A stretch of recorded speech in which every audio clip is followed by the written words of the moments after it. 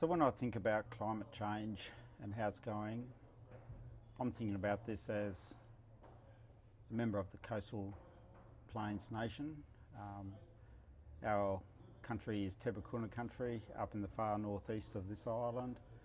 And for me, when I think about impacts of climate change, I need to think about our old people and how they lived and survived through those times. And if I think back that our peoples, they survived, lived through 2 ice age periods. And there were times when there was significant change, that the higher altitude areas were covered in snow and ice, that sea level where it is today wasn't there, that the sea level was up to 120 metres lower. So when I look out across the Bass Strait area or the Bassian Plain, that was land, that was country and areas out there.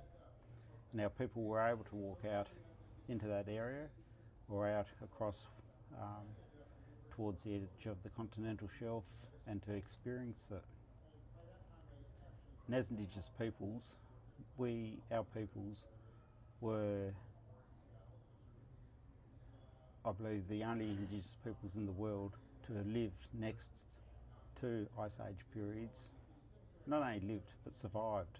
We adapted to that. And so when I think about it today with climate change, it is accelerated, it is caused through human activity, and it worries me about the impacts it's having to country. When I think about some of those impacts, it's the warming of the ocean currents and the current that's coming down from the New South Wales coast. And with that warm current, it's brought down the long-spined sea urchin, which is having an absolute devastating impact on sea country, on our women's country.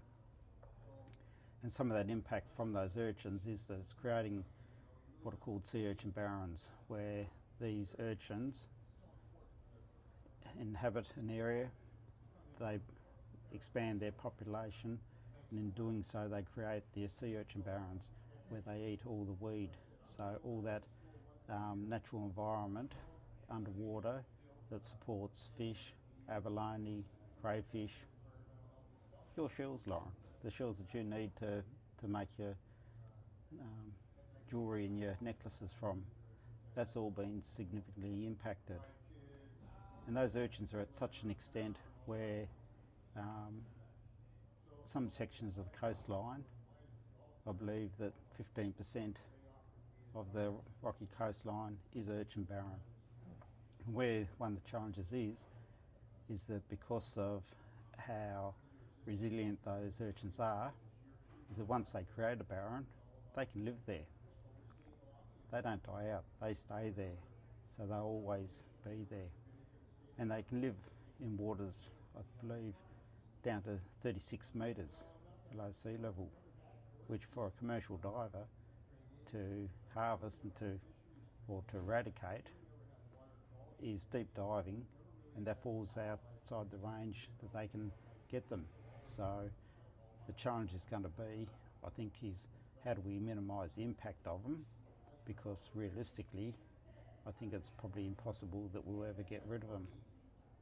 And I did see a presentation talking about it. This is at a national workshop, so it's a significant issue that the federal government has identified. I don't know what strategies they've put in place, but those long-spined sea urchins have even travelled through the currents across the Tasman Sea to Aotearoa, New Zealand, and they've taken hold there. So it's quite bad.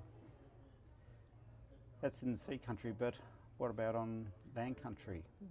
That climate change, we're seeing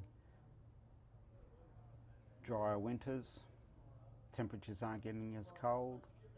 That's having a significant impact. So with the removal of cultural fire, drier periods, fuel loads are increasing, and I don't think I have to tell you too much about the severity of some of the wildfire events that we're now seeing that are taking place. And we had the big event that you would have been part of, Lauren, and would have been living in, with the fires on the eastern seaboard of Australia. But we just look back to in this year down here on the northwest of the island, from those lightning strikes and the wildfire that came out from that. And I think that when we start to think about some of those challenges, that how do we as people manage those? And therefore, because it's such a challenge for us to be able to manage or even to be involved in trying to change that has an impact on us personally, because we're part of country is part of us, and this is an attack on who we are as peoples.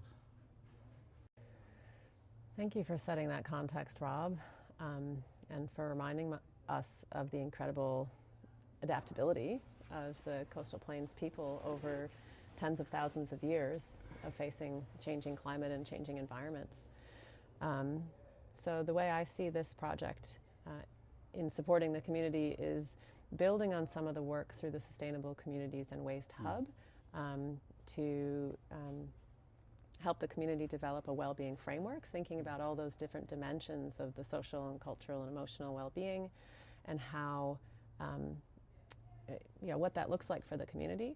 And then in this project, being able to apply that framework to current climate change conditions, and and really think deeply about how community well-being is being impacted by the current changing climate, and what those possible adaptation pathways can look like to maintain the well-being of the community into the future.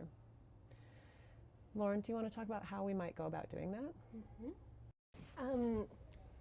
So we're really lucky to bring together so many wonderful collaborations in this project, I think. I think it makes a really rich methodology of how we're all coming to this project.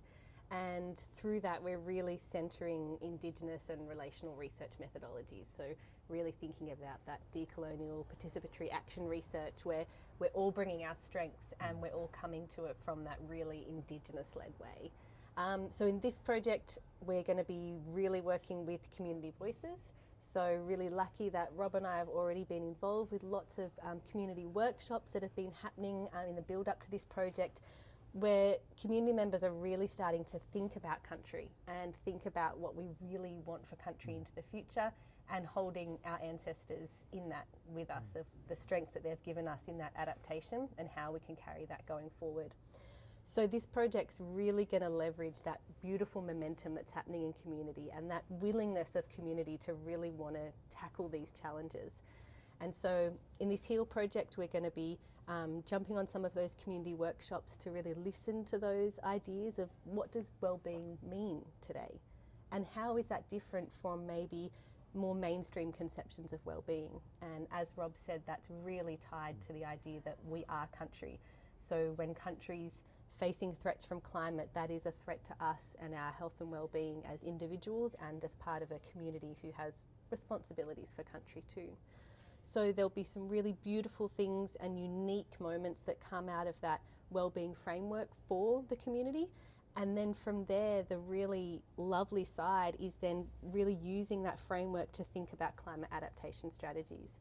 And so that's where this research project of bringing in all the different research strengths of all the different investigators who know the literature base, who know what's happening in other parts of the community, and who can bring this novel lens to health and well-being and climate adaptation. And the hope is that by the end of this project, through that beautiful collaboration together, that we will start to identify some climate adaptation strategies that are really embedded in a sense of well-being as identified by the community. And I think that's a really important way to look at it, because we can sit there and we can lament through the trauma that it's caused, and we can become more of the, I suppose, the victims of it, or we can flip it around through a project like this project through the HEAL network, and that is to flip it around and use it as a strength-based approach, that in terms of our identity, that we all have different knowledges, different experiences, that we're all bringing those to the table, and we can come together and go, okay, we're stronger than this. We survived 2 ice ages, so we can survive this, and then set about going, how are we going to do it, and use that as a mechanism to empower our community to get the opportunities to go into shared management of lands, to be able to put in cultural firing, to start to reduce threats. I think we can fairly well assume that Parks and Wildlife, in terms of their fire practices, that's all about asset management protection, as opposed to looking after the environment, to look after it for everything, all those living animals and insects and birds and reptiles.